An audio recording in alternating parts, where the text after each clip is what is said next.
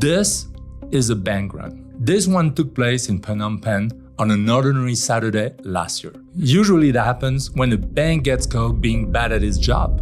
That one had a different cause. The bank looked completely legit on paper. Licensed by the National Bank of Cambodia in 2018, 36 branches in 22 provinces, an app, payroll accounts, loans to shopkeepers. But that bank belonged to a criminal organization that ran scam centers. Those compounds are an industry now scaling faster than any business in Asia.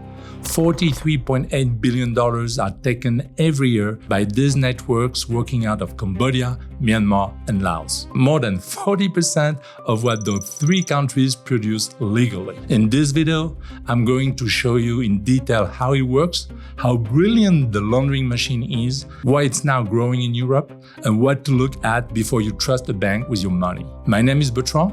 I spent 26 years doing business in Asia. That's why I created this channel, to share what I see from the inside. If that's useful to you, subscribe. Almost everything you have seen about these scam centers is true.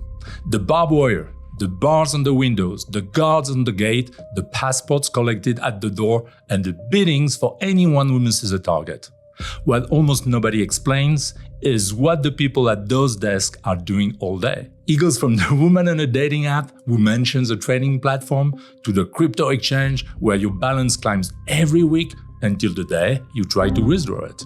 In between, there is Forex, Ponzi schemes, fake gold and fake art, men calling you from a fake police station to tell you your identity was stolen, illegal gambling sites, and blackmail built on nude photos of you that are AI generated. Whichever one you fell for, somebody in that center had a script for it. The UN counted up to $114.1 billion taken from victims across Asia and Australia in 2025 alone. And this is just 1 year in one part of the world.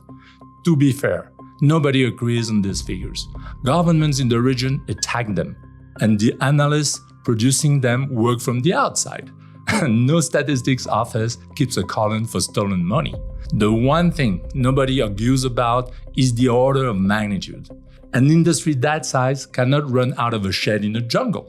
The work happens in offices, buildings with lifts, floors, a name over the entrance, rows of desks, 8 or 10 people in a team, a supervisor walking the aisle, targets on a whiteboard, training sessions for the new recruits, and a bonus for whoever closes. The UN puts at least 300,000 people inside these operations across Southeast Asia. Walk into one of them, knowing nothing, and you will think you had wandered into an insurance call center. One team does nothing but open conversations, hundreds a day on dating apps, WhatsApp, and LinkedIn.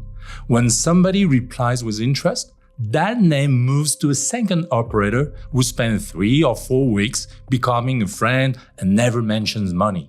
The investment conversation arrives last from a third person, by which point the target thinks he's talking to a friend. They cluster in Myanmar, Cambodia, and Laos, and poverty has nothing to do with it. These are places where police will not show up unannounced and where the power supply and the fiber still work. Online scams in Southeast Asia now earn as much as the region's methamphetamine, ketamine, and heroin markets combined. No labs, no mules, no border crossings, and the same annual revenue as the region's entire drug trade. That is a good business model. Now, you know how they make money. But trust me when I say, taking the money is the easy half. The real work starts the morning after the theft. At Statrys, we move money around Asia for a living, with licenses and compliance officers and auditors going through everything twice. And believe me, it's hard work. These networks move more money than we do with nobody's permission, and every layer they built is smarter than the one before it. A single floor in a scam center steals millions from strangers, mostly in crypto, some of it wired by people who thought they were funding a trading account. None of that money can buy anything yet. So they build a second business to fix the first one. Thousands of accounts open in other people's name. Students pay $200 for the use of their ID. Shop fronts that exist to invoice for goods nobody ever shipped. Every transfer is small and dull. A compliance officer looking at any single one of them sees a guy sending his cousin a few hundred or $1,000. For years, this entire trade ran through one marketplace based in Cambodia, settling in stablecoin. It processed more than $49 billion in crypto from 2021 onwards. And that platform guaranteed every single deal. You see, criminals are cautious creatures. They don't like wiring $200,000 to anonymous strangers on Telegram, unless somebody trustworthy holds the money in the middle. So that particular marketplace built escrow. Ratings, disputes, a cut on every transaction. It was eBay for criminals, right down to the buyer protection. Still, there is one last problem to solve. Somewhere in this chain, crypto has to turn into money a bank will accept. And no bank on earth takes an incoming transfer from a wallet linked to a scam. A license is what makes money stop smelling and start moving. So they went for it and got a proper license. The group running the marketplace also ran a payment company duly registered with the National Bank of Cambodia. Stablecoin will go in one end, a standard fund transfer from a regulated institution will come out the other. Genius, right? Until Washington cut that company off from the American banking system in October 2025. A month later, the signs on its headquarters carried a new name, and the new company held a new license from the same central bank. They repainted the sign faster than expected. That is what people get wrong about sanctions. They freeze the operations of 1, 2, 10 companies, whatever the number is, but they do not freeze the system. And the system is well oiled. Real estate first, always. A tower under construction swallows any amount you give it, and the price of a building is whatever the buyer and the seller write down. So guess what? The group that owned that bank in Cambodia also owned a property developer in the country. Then hotels and casinos, because a hotel decides its own occupancy. They had a casino group and a luxury resort out in Palau, and a Bitcoin mine in Laos, which is the part I find almost elegant. A mine takes electricity and produces brand new coins. No previous owner, no transaction history. Wrap all of it in more than 100 shell and holding companies spread across Palau, Mauritius, and Taiwan, and you got yourself a great system. Every layer of that structure was built to be untouchable. And by the end of the cycle, the money will not be hidden anymore. It pays salaries, rent, suppliers, and even corporation tax, which is the whole point. Pulling this system apart meant pulling apart a piece of a country's economy, and every government in the region understood that. But somebody decided to do it anyway, the FBI. In October 2025, they seized $15 billion of Bitcoin in one move, the biggest confiscation in the history of the US Justice Department. How they found it is the funny part. Every layer the criminals built to hide their money was recorded by the money itself. FBI analysts pulled the crypto wallets apart and sorted them into 13 clusters. The transaction pattern is what gave them away. The blockchain kept a public copy of all of it, permanently. Large amounts, broken up across dozens of wallets, then pulled back together into a handful. A compliance team will flag that in an afternoon. Washington designated 146 targets from that single scam network. 117 of them were companies. And a bank was on that list. That's what caused the bank run I mentioned at the beginning of the video. In October 2025, a queue formed outside the main branch in Phnom Penh. By mid-morning, some branches had stopped paying out because there was nothing left. That same evening, the National Bank of Cambodia published a reminder that every financial institution is legally obliged to hold enough cash to meet withdrawals. The kind of statement that calms absolutely nobody. The bank lasted 3 more months. In January 2026, Cambodian police arrested the chairman of that bank in Cambodia. Phnom Penh cancelled his Cambodian citizenship on the grounds that he had never obtained it legally, which made him a Chinese national and allowed Cambodia to hand him straight to Beijing. 2 days after that, the central bank liquidated the bank. So the Americans got the money and China got the man. But wait, it gets even better. Another Cambodian bank lost its license in February 2026. The central bank blamed deteriorating finances and said nothing about scams. Reporters then went through the company registry and, surprise, they found that its managing director used to run operation at the first bank. And it was not enough. In August 2026, 3 more banks went down, including one the US Treasury had designated 2 months earlier. Amazing, right? I know. You are probably thinking this is an Asian problem. Cambodia, Myanmar, Laos, far away, badly run, nothing to do with you. That was a reasonable thing to believe 3 years ago. But the scam model works so well that it is being exported everywhere in the world. This is exactly why I created this channel, to share what I see from the inside. Every week, I post 2 videos about how business works in Asia. If that's useful to you, subscribe. Sri Lanka is the newest destination and nobody there asked for it. Police arrested more than 1,000 foreigners for cybercrime between January and May this year. The reasons given by officials are simple: a relaxed visa regime and fast, reliable internet. In April, 152 foreigners were arrested inside a single hotel in Chilo with hundreds of laptops and phones. This time, no compound, no barbed wire, just a hotel and a rented villa. Now, Europe.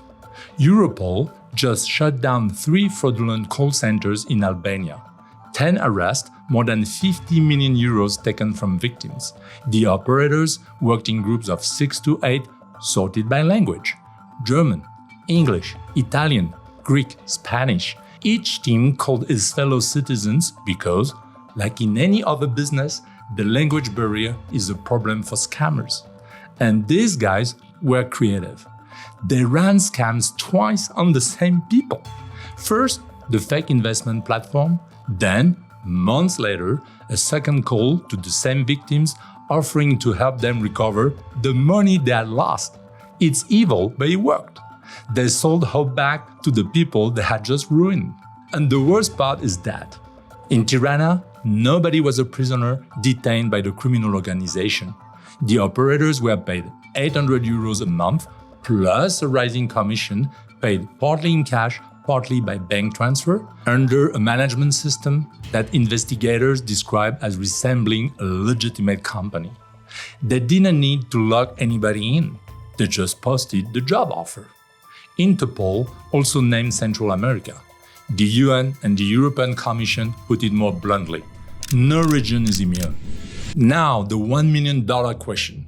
How do you avoid becoming the victim in this story? First, the good news. There is very little chance that anybody kidnaps you tomorrow and puts you to work in one of those compounds. As for the scams, the truth is, you have to do your part of the job. Start with the rules that apply to everyone. Guaranteed returns do not exist anywhere on Earth. If somebody shows you a dashboard where the line only goes up, the dashboard is the product. Nobody legitimate is ever in a hurry. Urgency is a sales technique long before it is a crime. No bank and no police force will ever ask you to move money to a safe account or to read a code out loud over the phone. Now, at an institutional level, what is being done to prevent scams? There is an international body called the FATF that grades countries on how seriously they fight dirty money. It publishes 2 lists: a grey list for countries under monitoring and a blacklist for the ones considered a threat. 20 plus countries sit on the grey list right now. Laos is on it, Vietnam is on it, Myanmar is on the blacklist, alongside Iran and North Korea, but in their case, it's for political reasons. And Cambodia is on neither. It has not been on either since 2023. Everything I have described in this video happened in a country with a clean international grade, and the FATF says it themselves. Being on the grey list is not a sanction, and it is not a reason to apply extra checks to a country. These lists measure whether a government is cooperating to fight financial crime. They do not measure what is happening inside the buildings. So you cannot fix this problem with a map. There are hundreds of thousands of real businesses in Vietnam, Cambodia, and Laos. Most people in these countries are running a shop, not a scam floor. Which brings us to the real problem. Nobody in your business should be able to move serious money alone. These operations do not attack companies. They attack whoever has access to the corporate bank accounts at 5 p.m. on a Friday. Second rule, and people ignore it because it costs them a good deal. When a new supplier quotes 30% under everybody else, wants a deposit upfront, and asks you to send it to a company name that does not match the contract, your instinct is right. There is probably a problem. Just keep it simple. Pay a company in its own name in the country where it says it operates. That single rule kills most of what I've described in this video. Everything I showed you today needed people. This is what kept this industry, and that is why it needed 300,000 human beings locked in buildings. And AI does not need any of that. It talks to 400 people at once in 9 languages and never gets bored on a Thursday. Interpol already links artificial intelligence to more than half of the cybercrime it recorded in Africa this year. Which changes the question you have to ask yourself. Not whether you are smart enough to spot a badly written email. I guess you are. But whether you will do anything differently when your supplier calls you in his own voice from his own number and asks you to confirm the account for the next payment. I do not have a clean answer to that one yet. If you do, put it in the comments, because I'm asking seriously. I almost forgot. We do accept donations. 5 figures minimum, all currencies accepted. Account with a bank in Cambodia, completely unknown, but fully licensed. Don't worry, it's legit. More seriously, subscribing is free, and it does not require an account at a shady financial institution. If you got something out of this video, that button is the only thing I ask for. See you in the next video.